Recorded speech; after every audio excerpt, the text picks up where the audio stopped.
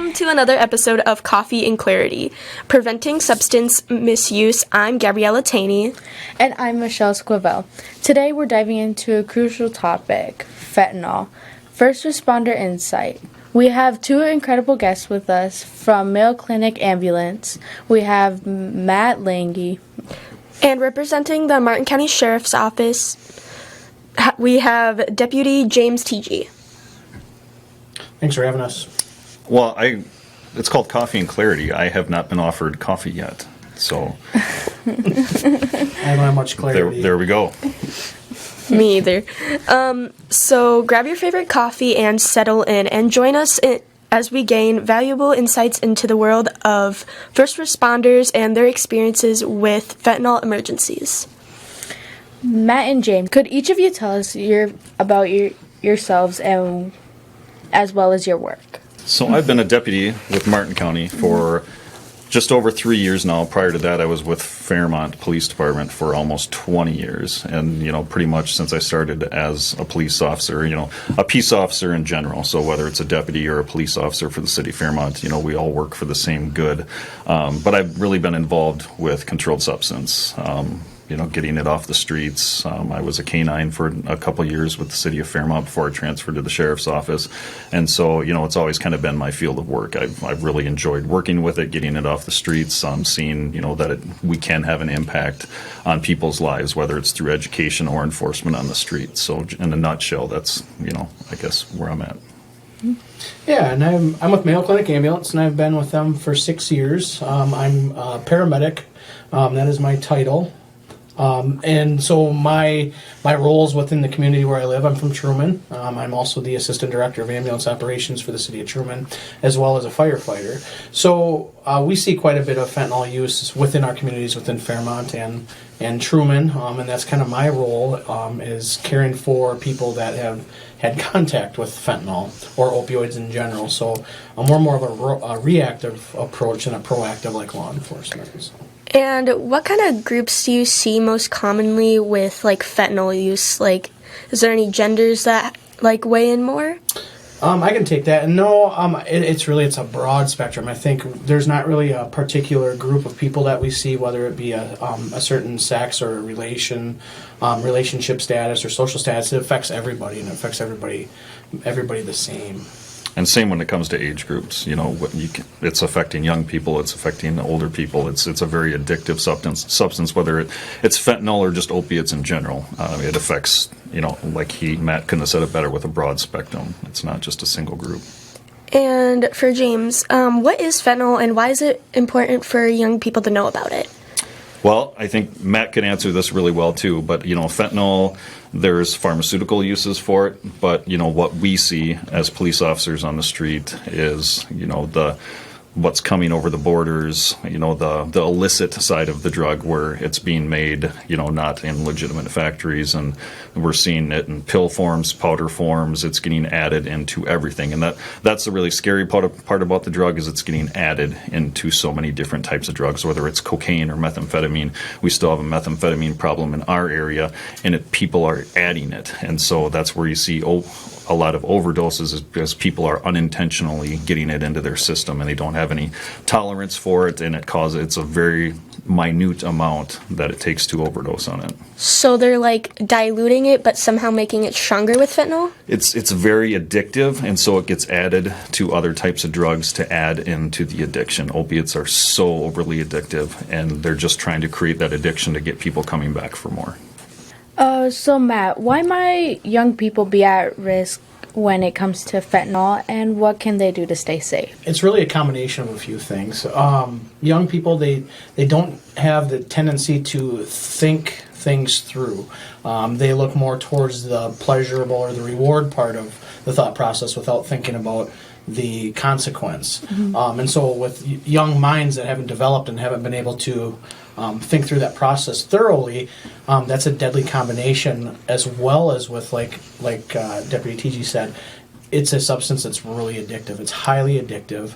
It has huge medical complications for use, and so it takes that to another level when you throw the inability to make good thoughts with it.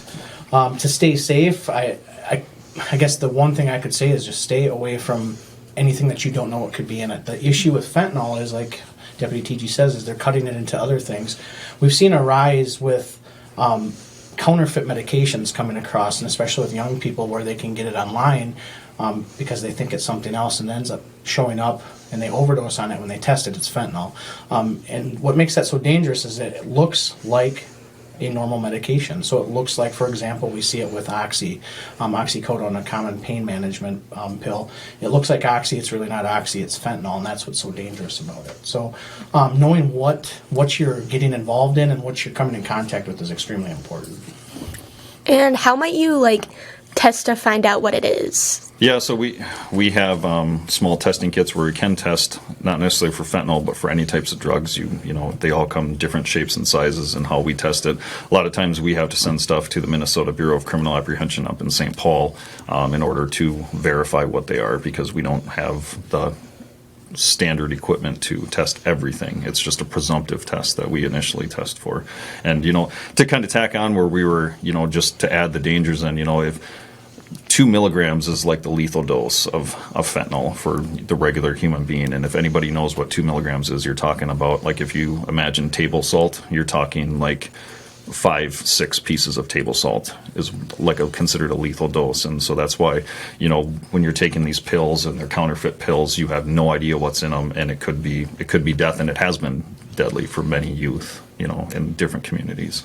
And how does your role as deputy help prevent fentanyl use? Education. Education. You can't say that enough. When you look at kids, Matt kind of touched on it too. A lot of times they just don't know. They don't know what they're ingesting. They don't know what it potentially could be.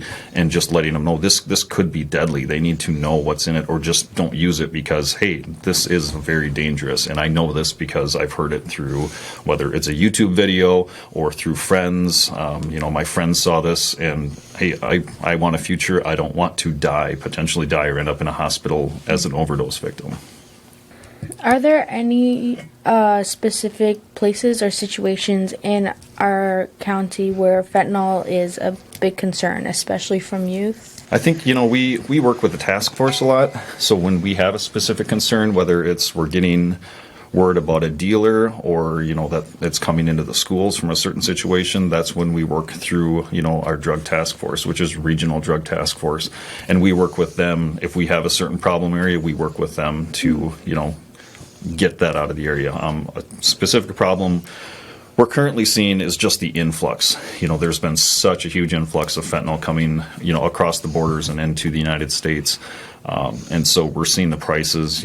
Matt talked about pills. Pills started off at, you'd imagine $30 a pill it used to run. Now it's down to like $2 a pill, and it tells you how much it's readily available just by the price decline. And so you consider that $30 to $2, that's a huge deduction of price. So, yeah. And I know we're seeing an increase on online social media platforms. It's available. People are able to purchase it online for whatever reason. It's there. You guys, we all know that young people like social media. They like being on that online platform, and so that's where we see a lot of that risk there as well. As like Deputy TG said, it's abundant. It's out there. It's in our communities. It's in our schools. It's in our towns, and it's easy to come by. And I think that is one of the big dangers of it. And for you, Matt, what is Narcan, and how can it help where in situations fentanyl is used? So Narcan's an opioid antagonist, and so what it does is it attaches itself to the mu opioid receptor in the brain. And so if you can imagine with an opioid or fentanyl that is in the system, those molecules attach themselves to the opioid receptor. And what Narcan does is it kicks the opioid or the fentanyl off of that receptor, allowing for respirations and ventilations to continue, allowing the heart rate to come back, and allowing the patient to regain consciousness. However, what we see is the more potent, the more amount of fentanyl that we're seeing in these cut heroin or meth cases, it's taken multiple doses of Narcan. And so we're seeing an influx in that. The one thing I want people to understand about Narcan is it's not a magic drug. What it does is it gives first responders the ability to attempt to give a second chance to somebody that has an overdose. It doesn't always work. In cases where we've given Narcan, we've had to give multiple doses because they've gone into what's called a refractory overdose or a secondary overdose.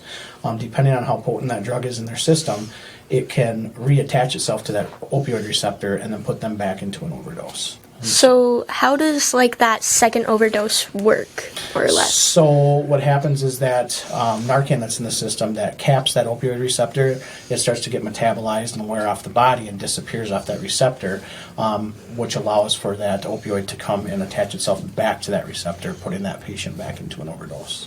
Basically, the Narcan and the opioid are fighting against each other, and at some point, the Narcan loses its potency and the opioid takes over again. And so that's why they have to give it a second dose, because it can have a longer life than that initial dose of Narcan. Matt's too intelligent. He's kind of throwing me off, too. Well said. Yeah. You were right on. Yeah. And it is, and I think that's one of the other dangers, and I'm glad you alluded to that, is a lot of people don't understand the dangers, and they don't understand how Narcan works and the effects that opioids have on the body. So that's very important to keep it simple. And For is guys there, like me. Yeah, and me. and is there any like training you guys have to go through? Is it like, I've been to like an event where they literally just have you sign and you can carry it wherever. Is there like any training you have to do for it? Yeah, so, and I'm assuming, are you talking as a role as a healthcare provider, or are you talking As like either both, I can either go for or. both. Yeah, so as healthcare providers, we're trained to go into it a little bit deeper than the general public would. We're looking for signs and symptoms of the opioid on the body, and what we need to do to counteract that, or what we need to do to stop that process. For those that want to carry Narcan, it's very important to understand how Narcan works. But even more importantly, what the effects that opioids have on the body. What are we looking for? What does an overdose look like? What does opioid use look like on somebody? And knowing the signs and symptoms can help you determine whether or not they need Narcan or help or not. Training out there, South Central EMS, we're actually in your guys' school. We were just in with your health teacher at Fairmont High School. We just did a class for them on opioids and Narcan. And there's a multitude of different training programs out there. There's some online modules and there's some in-person modules as well. So, James, have you seen any trends with fentanyl that make your job more challenging? Xylazine has been a new uptick, and I'm assuming Matt's heard of that. So Xylazine, without going crazy in depth, is a cutting agent. So dealers, distributors are adding it to the product. And Xylazine, what it is, it's not FDA approved for human use. It's FDA approved for veterinarian use in like ridiculously large animals. It's a tranquilizer. It's used in like elephants, rhinoceroses as a tranq to put them down when they need to do medical procedures, things like that. And so what they're doing is it's a lot cheaper than fentanyl, and they're cutting it with fentanyl, meaning they're adding it to the fentanyl. And the problem with that is, and Matt can probably go off on longer than I can, is so the average life when somebody ingests an opiate like fentanyl, you're talking 30 to 60 minutes. Xylazine extends that. It gives a lot of similar effects, but it extends that life up to, you're talking 1 to 3 hours of the effects. And so some people are getting addicted to Xylazine and they're purposely seeking out Xylazine. Another problem with Xylazine is Narcan is 100% ineffective with it. It doesn't cover that receptor like the Narcan does. And, Matt can maybe expand on that, but that's one of the new problems that we're seeing. Locally, I know Mankato's seen a lot of it too. Yeah, to kind of allude on that, with the Xylazine and the Wildanil, those are two different big issues that we're seeing. Like TG said, the Narcan's not able to overcome the symptoms on the body. So what that looks like for us in the pre-hospital setting is we get what's called vocal cord constriction, where your vocal cords close. And so not only is it an issue where the patient stops breathing, but their throat is starting to close. And so what it is for us is it's a race to get there and try to intubate them before that throat closes, because once it closes, unfortunately, without surgical intervention and cutting into the throat and putting a tube in, the patient's going to die. There's not enough Narcan on our trucks to bring somebody out of a Xylazine overdose. It's extremely potent. So that's kind of where we're at with the Xylazine and the Wildanil or the carfentanil. What challenges do paramedics face when they encounter fentanyl situations, and how do they stay safe? So some of the challenges that we have pre-hospitally is provider safety. So the safety of the paramedics and the EMTs in the field. That's issue number one. Issue number two is we're dealing with exposure risk, violence of the patient, but also we don't know how severe the overdose is just in the field. We treat signs and symptoms. We don't have a lab in the ambulance. We can't tell what they've taken or how much or what the potency is. And so treating those patients are extremely difficult with the limited resources that we have.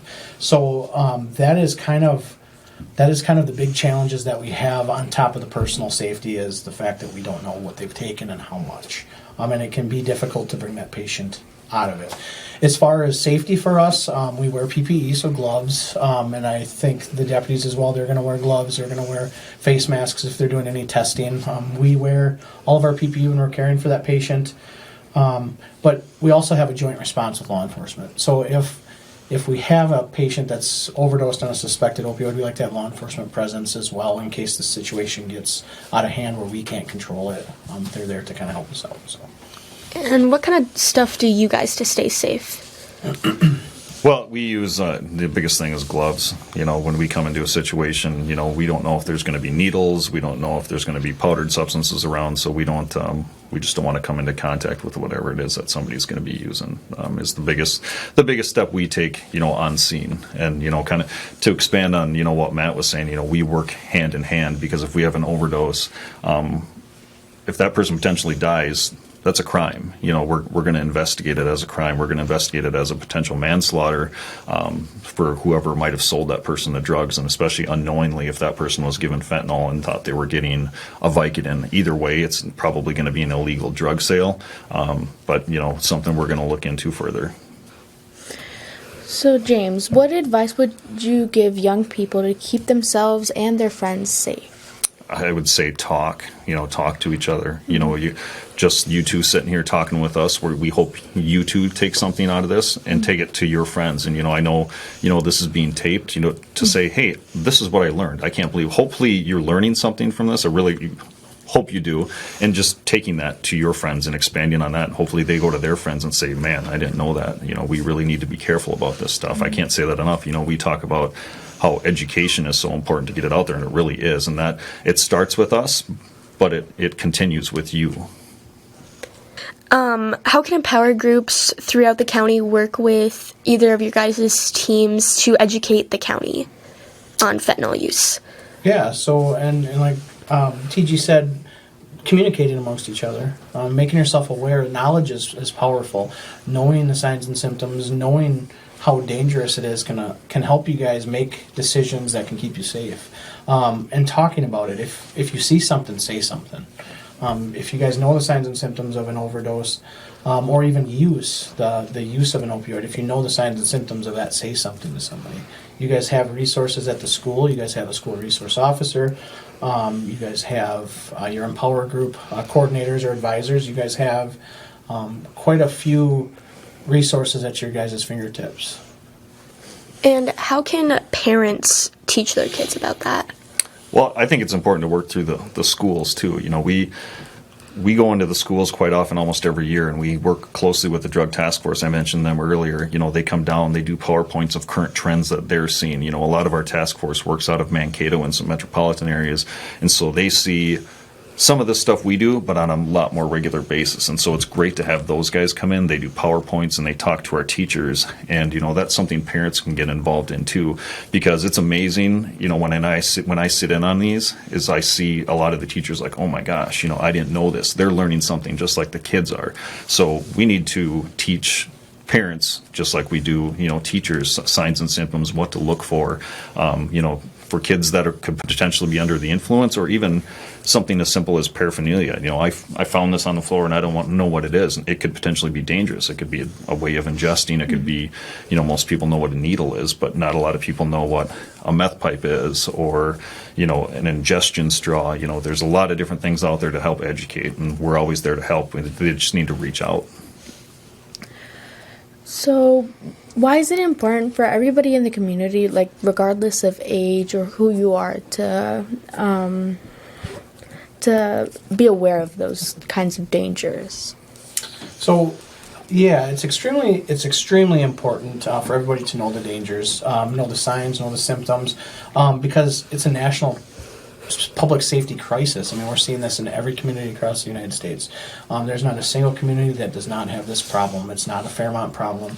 It's not a Minneapolis problem. It's global. And so the more people that we can educate, the more people that we can educate on the symptoms, the signs, what to do in an overdose, I think is important. And I guess that being aware, like we talked about this entire time, knowledge is key. So being aware of your surroundings, being aware of what the dangers are, can keep you safe.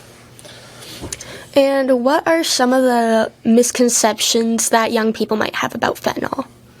Well, there's a couple of them out there, and I think the more common one is, it can't happen to me. I think that is a huge misconception that goes through everybody's mind. It's human nature to believe that bad things can't happen to us personally, but that could not be any more false. The fentanyl or the opioid exposure is a very bad thing, and it can happen to every one of us, any one of us, at any time. So I think that is a misconception that I typically hear of in the field.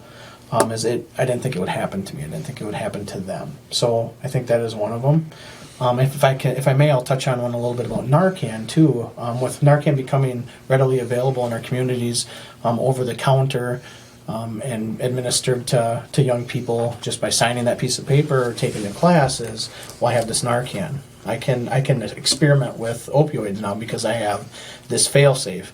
And the line of thinking of that is similar to, I wear a seatbelt, I'm going to put my seatbelt on, I'm going to crash my car intentionally into a brick wall. Why not? I have a seatbelt on that's supposed to protect me, right? And that simply is not true. I think a lot of people think that Narcan is this magic drug, and it's not. It's there to attempt to give us the ability to give a second chance. So, I don't know if you... Yeah, I mean, I'll add on to the misunderstandings. It's just that you don't know what you're getting. You can have somebody that has a dealer and they buy Vicodin from the dealer, and all of a sudden that dealer they're stamped the same, they look the same, as Matt touched on earlier, as regular prescription drugs. That's how they're making these, for the purpose of getting them into people's hands more, and you just don't know what you're getting. So you could be going to that dealer 5 different times and getting something that you thought was Vicodin. The one time you get it now and you're getting that fentanyl dose that could potentially overdose you and potentially kill you. That's the biggest thing, is you just don't know what you're getting. Any time could be the last time. And how could we correct these misconceptions? I think education. I think that's going to be the first step, is getting word out there that these misconceptions are there, they're false. I think the big thing, like we've talked about, we've touched on it multiple times, is education. It all comes back to education, making sure people know that, hey, this is a problem. It only takes one time to get addicted, and we've seen that one, and that's the reality of it. So I think education and communication is going to be key. Don't do it. It sounds like a dare line, but just, there's legitimate pharmaceutical drugs out there, prescription drugs that are there for good use, if people need them. Just the stuff on the street, the illicit market's so dangerous. And, it does sound like a dare line, but just don't do it. Opposite of Nike. So just do it, don't do it. Correct. Yep. So, when you go into schools, what is usually, the target age that you want to go for? When we've been out, we've typically seen anywhere from, and junior high is typically where we're at. I think if we go any younger, that, not saying that it's not needed at a younger age, but I think to retain the information and to be able to pay attention, I think 7 through 12 is going to be key for us. Any younger than that, I feel that the message could be lost or misconstrued, or they just don't have the attention span. But I think 7 through 12, I know right now we're really hitting hard on 10th through 12th graders, but even 7th graders we're seeing younger and younger patients because of this problem. So, And if someone's worried about fentanyl in their community or suspects someone they know is using it, what should they do, and where can they get help? Call us. Us, the drug task force, Matt can refer them to us. We're not just about enforcement. We're not just about, we very much for education, but we're very much for getting people help. And that gets misconstrued sometimes, but we want people to get help. And when they contact us for help, we're going to help them. And it's the same with, like, if we're on an overdose scene. If we get called on a medical to an overdose, we're not looking to charge people. And there's actually statutes out there that prevent us. We won't charge people if there's illicit drugs in the house because we're there for an overdose. We're there to save people, and we want to help people. We don't want people dying, and so that's contact us, and we will find help. We can help find people treatment. We work with Human Services to help find people treatment. There's a lot of different ways that we can offer help or point them in the right direction without just the enforcement part of it. And is there any specific information you could give to, like, parents? Yeah, well, and that's why we said we're working with them through the task force. If we do PowerPoint presentations, anything like that, parents can contact us. If it's something where somebody wanted to get a community hall together to do a presentation, we could certainly do that if there's interest for it. So we're always there to organize stuff if people want it. Yeah, whatever people need or want, we're there to help. A big thank you to Matt Lange from Mayo Clinic Ambulance and James Tietje from Martin County Sheriff's Office for sharing incredible insights on fentanyl first responder insights. Before we wrap up, quick reminder to our listeners to like, subscribe, and share this episode if you found it insightful. For your support means the world to us. And mark your calendars for our next episode on April 20th. We'll be joined by our county attorney in an episode titled Protecting Our Youth, Shedding Light on Martin County's Social Host Ordinance. You won't want to miss it. Until then, stay informed, stay curious, and most importantly, stay safe. I'm still waiting for my coffee.